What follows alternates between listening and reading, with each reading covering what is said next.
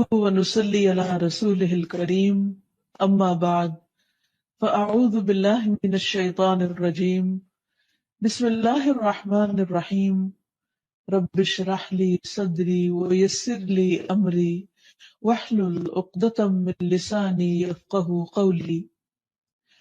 آج ہم انشاءاللہ اللہ سبحانہ وتعالی کے نام المنان پر بات کریں گے۔ المنان، بہت زیادہ احسان کرنے والا، بے انتہا احسان کرنے والا، جس کے احسانات کی کوئی حد و انتہا ہی نہیں۔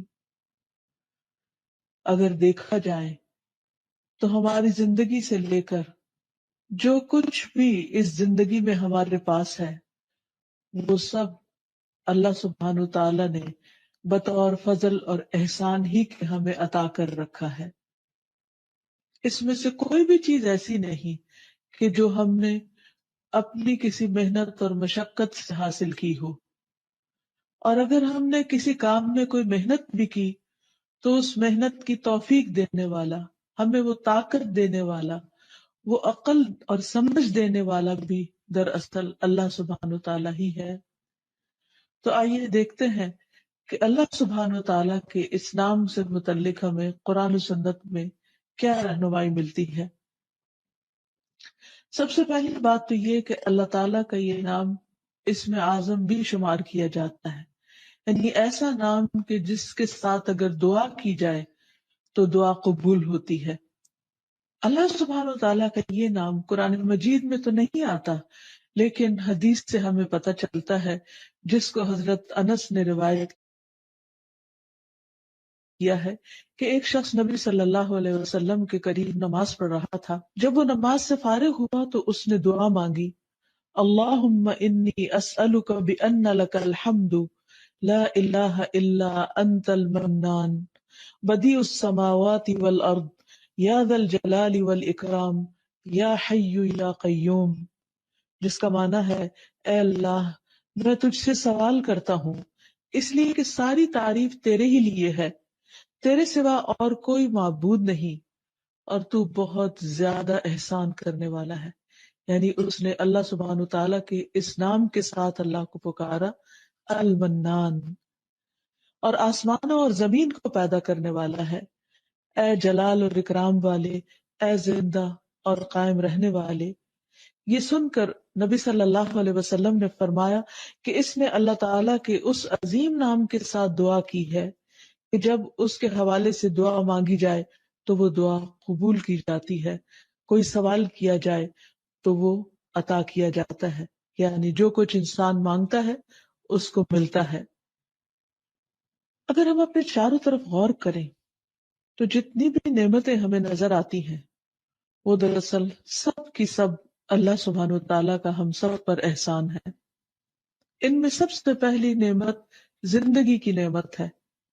قرآن مجید میں اللہ تعالیٰ فرماتے ہیں، وَهُوَ الَّذِي أَحْيَاكُمْ ثُمَّ يُمِيتُكُمْ ثُمَّ يُحْيِيكُمْ إِنَّ الْإِنسَانَ لَكَفُورٌ، وہی تو ہے جس نے تمہیں زندگی دی، پھر تمہیں موت دے گا، پھر تمہیں زندہ کرے گا، بے شک انسان یقیناً بہت ناشکرا ہے۔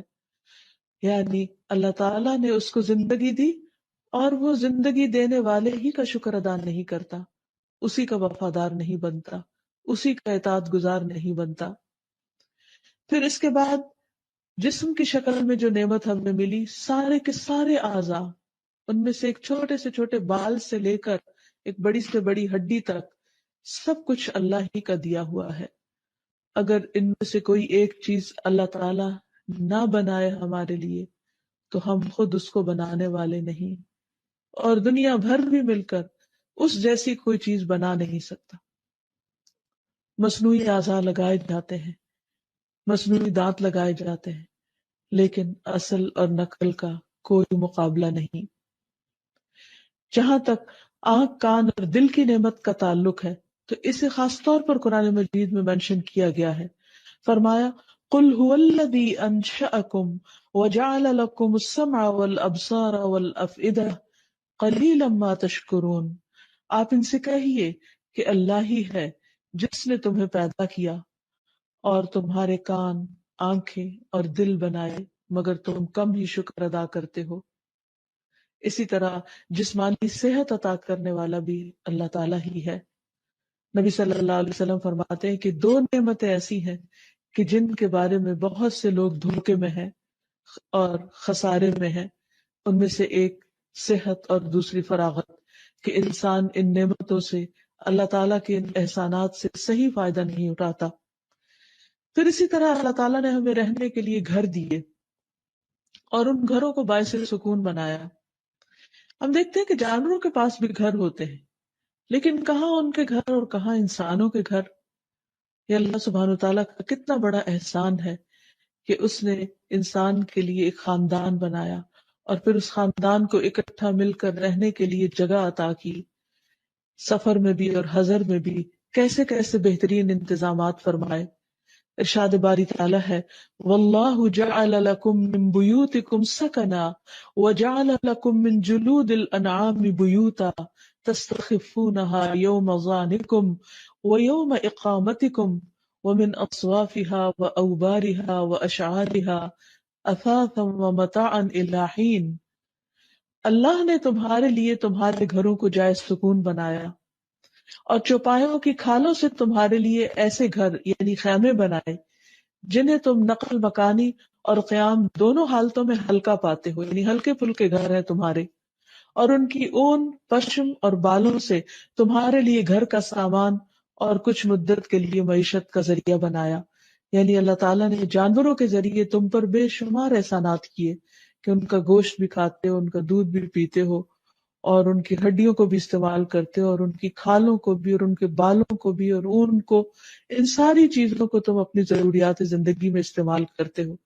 یہ سب کچھ کس نے پیدا کیا؟ اور ایک جانور کے اندر اتنی بے شمار چیزیں انسان کے فائدے کے لیے، اور پھر کچھ جانوروں پر سواری کا انتظام بھی کیا، اور ایسی ایسی جگہوں تک انسان کو پہنچایا جہاں انسان اگر خود اور اپنا سامان سر پہ اٹھا کے جاتا تو سخت مشقت میں پڑ جاتا۔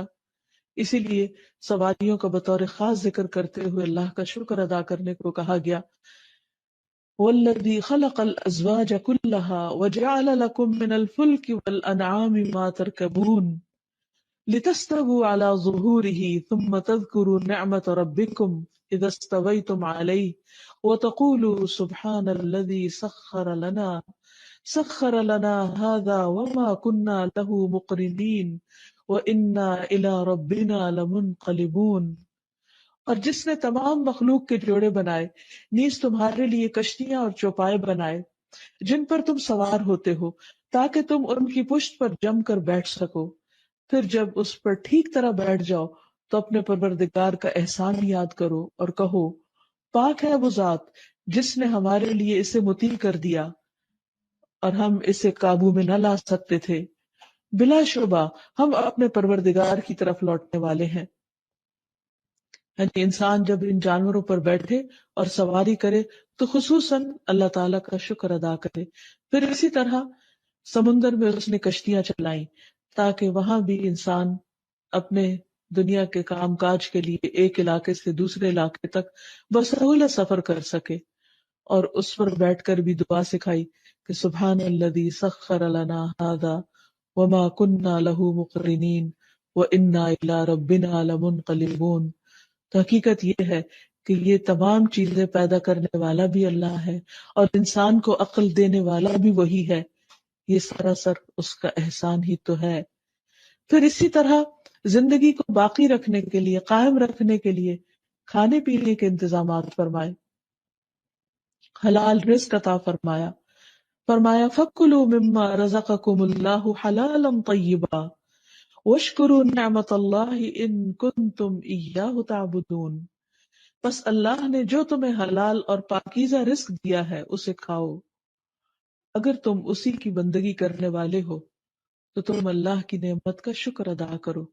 گویا کھانا بھی عبادت ہے اگر انسان اس کو کھانے کے بعد اللہ تعالیٰ کا شکر ادا کرتا ہے۔ یہ اللہ تعالیٰ کی کتنی بڑی رحمت ہے، کتنی بڑی عنایت ہے، اور کتنا بڑا احسان ہے کہ وہ ہمیں کھلا کر بھی خوش کرتا ہے، اور پھر اس کے بعد جب ہم شکر ادا کرتے ہیں تو نعمت میں مزید اضافہ بھی کرتا ہے۔ پھر اسی طرح آسمان اور زمین سے اس نے رزق کے دروازے کھول دیے ہیں، اور صرف کھانے پینے کی شکل میں نہیں، بے پناہ چیزیں اس نے انسان کے لیے پیدا کی کہ جن کو انسان گننا چاہے تو گن نہیں سکتا۔ فرمایا یا ایھا الناس اذکروا نعمت اللہ علیکم هل من خالق غیر اللہ یرزقکم من السماء والارض لا الہ الا هو فانا تؤفکون۔ لوگو، اپنے آپ پر اللہ کے احسان کو یاد رکھو۔ اللہ کے سوا کیا کوئی خالق ہے جو تمہیں آسمانوں اور زمین سے رزق دے؟ یاد رکھو اس کے سوا کوئی الہ نہیں، کوئی معبود نہیں، پھر تم کہاں سے دھوکا کھا جاتے ہو؟ یعنی سارے احسانات تو اس نے تم پر کیے ہیں، اور پھر تم اس کی اطاعت نہیں کرتے۔ اچھی اور فائدہ مند باتیں نکالنی چاہیے جس سے دوسروں کو انکریجمنٹ ہو، دوسروں کو ڈسکریج نہیں کرنی چاہیے، اللہ تعالیٰ سے اچھی امید رکھنی چاہیے، تو اس سے پھر انسان بہت سی آفات سے بھی سلامت رہتا ہے۔